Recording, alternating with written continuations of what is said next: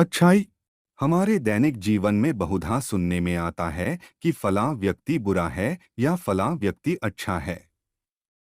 बुरे की बात तो समझ में आती है, पर अच्छा कौन होता है? अच्छाई क्या और कैसी होती है?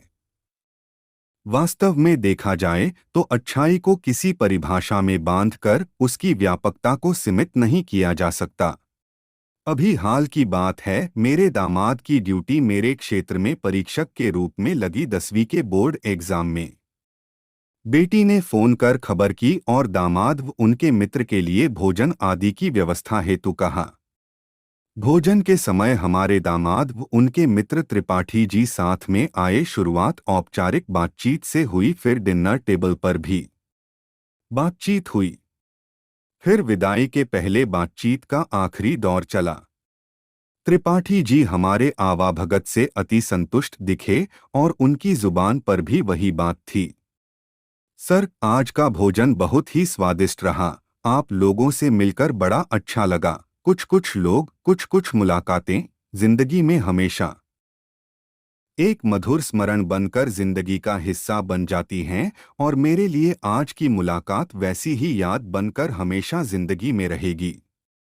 त्रिपाठी जी, आप एक पढ़े लिखे, सुलझे हुए एक अच्छे इंसान हैं, इसीलिए आप सामने वालों में भी अच्छाई देखते हैं। कहते हैं न, आप भला तो जग भला। वैसे भी अच्छाई की परिभाषा हर व्यक्ति के स्वभाव के अनुरूप बदलती जाती है। त्रिपाठी जी एकटक मेरी तरफ देखने लगे और ध्यान से सुनने के बाद बोले, सर, आपके इसी तरह की सोच से अच्छाई का रास्ता निकलता है और सामने वाले के मन मस्तिष्क में सकारात्मक ऊर्जा का संचार करता है। धन्य है आपकी संतान जो आपकी छत्र छाया में इस तरह के विचार और संस्कार लेकर पले बढ़े हैं। कभी समय मिला तो उनसे भी जरूर मिलूंगा। त्रिपाठी जी, हमारे पास धैर्य की बहुत कमी होती है, जिसके चलते हम बिना कोई देर किए सामने वाले के बारे में एक धारणा बना लेते हैं कि फलां बुरा है या अच्छा है। अपने आसपास कोई भी घटना होती है, तुरंत अपना निर्णय सुना देते हैं।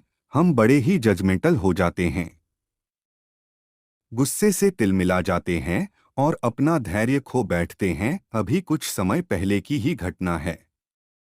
पता लगा मेरा अपना एक परिचित सुधीर दास अपने बेटे बबलू का घर छोड़कर वृद्धाश्रम चला गया है। मुझे भी यकीन नहीं हुआ। उसके बेटे पर क्रोध आया और मुझसे रहा न गया। उसी शाम उसके बेटे के पास जाकर बिना रुके जी भर कर डांट पिलाई। उतने में बहू आकर मुझे घर के अंदर बिठाई। बबलू एक शब्द नहीं कहा, सिर्फ मेरा डांट सुनता रहा। उतने में सुधीर की बेटी रानी सामने आई और मेरे चरण स्पर्श कर आशीर्वाद ली और मेरे बगल में बैठ गई। मैंने पूछा, तू बता रानी, इस उम्र में ये सब जरूरी था? उसने तुम दोनों को तुम्हारी माँ के गुजरने के बाद माँ बाप दोनों बनकर देखभाल की और तुम दोनों में ही अपनी दुनिया देखी। क्या उन सबका तुम दोनों इस तरह हिसाब चुका रहे हो? रानी बोली, अंकल, आप पापा के अच्छे दोस्त हैं और हम दोनों परिवारों का सालों पुराना रिश्ता है। अगर मैं या बबलू कुछ कहते हैं तो छोटी मुँह बड़ी बात होगी। आप ही कभी पापा से मिलकर पूछ लीजिएगा कि वो क्या चाहते हैं मुझसे। और रहा न गया और मैं गाड़ी उठाया और सीधे उस वृद्धाश्रम की तरफ बढ़ गया जिसमें मेरा दोस्त सुधीर रह रहा था। जैसे ही वृद्धाश्रम के द्वार पर पहुंचा तो अंदर से जोर जोर के ठहाके सुनाई पड़े। मैं सीधे अंदर चला गया। वहां पर सुधीर अपनी हमउम्र कुछ 4-5 बुजुर्गों के साथ बातचीत में तल्लीन था और बीच बीच में किसी बात पर सब ठहाके लगा रहे थे। मैंने गुस्से में चिल्लाकर पुकारा, सुधीर, ये क्या तमाशा है कि तू घर छोड़कर यहाँ रहने को आ गया? ये भी जरूरी नहीं समझा कि एक बार इस दोस्त से विचार विमर्श कर लेता? मैं अभी तेरे घर से ही आ रहा हूँ। मैंने बबलू और रानी को खूब खरी खोटी सुनाकर आ रहा हूँ। तू बैठ तो सही, सुधीर बोला। मैं वहीं पास में पड़े कुर्सी खींचकर बैठ गया। तब सुधीर बोलने लगा, तू तो जानता है कि मैं कभी भी किसी के परेशानी का कारण बनना नहीं चाहता। बबलू और रानी दोनों सर्विस में हैं। 2 छोटे बच्चे हैं, उनकी जिम्मेदारी अलग। चारों सुबह निकल जाते हैं तो फिर शाम को ही लौटते हैं। शुरू शुरू में बहू सुबह सुबह चारों का टिफिन बांधकर मेरे लिए भी खाना बनाकर रख देती थी और मैं दोपहर को गरम कर भोजन कर लेता था। वो लोग बहुत चाह कर भी समय नहीं दे पा रहे थे। फिर दोनों ने ये फैसला भी कर लिया कि बहू नौकरी छोड़कर घर और मेरी देखभाल करेगी। जब मुझे ये बात पता लगी तो मुझे ग्लानि महसूस होने लगी कि मेरे खातिर ये लोग इतना बड़ा त्याग करने जा रहे हैं। एक रविवार भोजन के वक्त मैंने इसी मुद्दे पर चर्चा की और अपना निर्णय बताया। बस बहू बेटा दोनों रोने लगे। तुरंत रानी को फोन कर दिए। वो अलग डांटने लगी।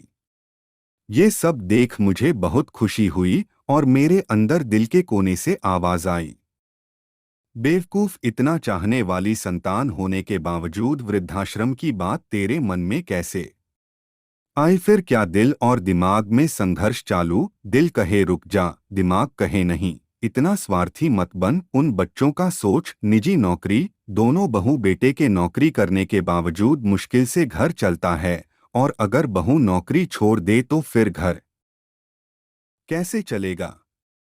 दूसरी बात, बहू बेटा चाह कर भी समय नहीं निकाल पा रहे हैं। अगर समय देते हैं तो बहू को ट्यूशन छोड़ना पड़ता। मैं भी दिन भर अकेला रह नहीं पा रहा था और बहुत सोच समझकर बबलू रानी को बड़ी मुश्किल से मनाकर यहाँ आ पाया हूँ। इसमें उन दोनों की रत्ती भर भी दोष नहीं है। तू बेकार में ही उनको डांट पिला दी।